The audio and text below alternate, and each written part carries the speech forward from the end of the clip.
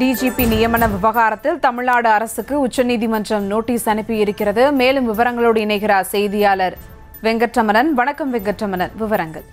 வணக்கம். உச்சநீதிமன்ற உத்தரவை அமல்படுத்தாத தமிழக அரசு மீது நீதிமன்ற அவமதிப்பு நடவடிக்கை எடுக்க கோரிய மனுவுக்கு பதிலளிக்க தமிழக அரசுக்கு உச்சநீதிமன்றம் நோட்டீஸ் அனுப்பி இருக்கிறது.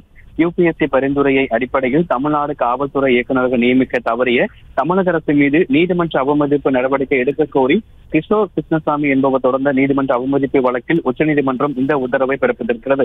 தமிழ்நாட்டுக்கு புதிய காவல்துறை டிஜிபி நியமனம் செய்யாமல் பொறுப்பு டிஜிபி நியமனத்திற்கு எதிராக உச்சநீதிமன்றத்தில் ஹென்றி டீபன் என்பவர் உச்சநீதிமன்றத்தில் வழக்கு தொடுத்திருந்தார். அந்த வழக்கை விசாரித்த உச்சநீதிமன்ற தலைமை நீதிபதி PR கவாய் அமர்வு காவல்துறை இயக்குநரை விரைந்து நியமிக்க உத்தரவிட்டது. குறிப்பாக யுபிஎஸ்சி பரிந்துரை கிடைத்தவுடன் உடனடியாக தமிழ்நாடு காவல்துறை டிஜிபி நியமனம் செய்ய வேண்டும் என்றும் உத்தரவிட்டிருந்தது.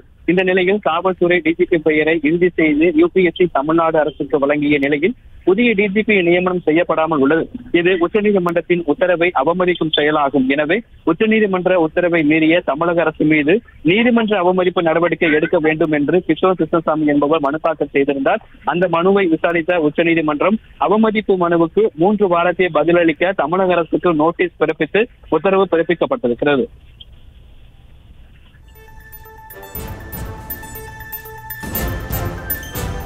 விவரங்களுக்கு நன்றி வெங்கட்ரமணன்.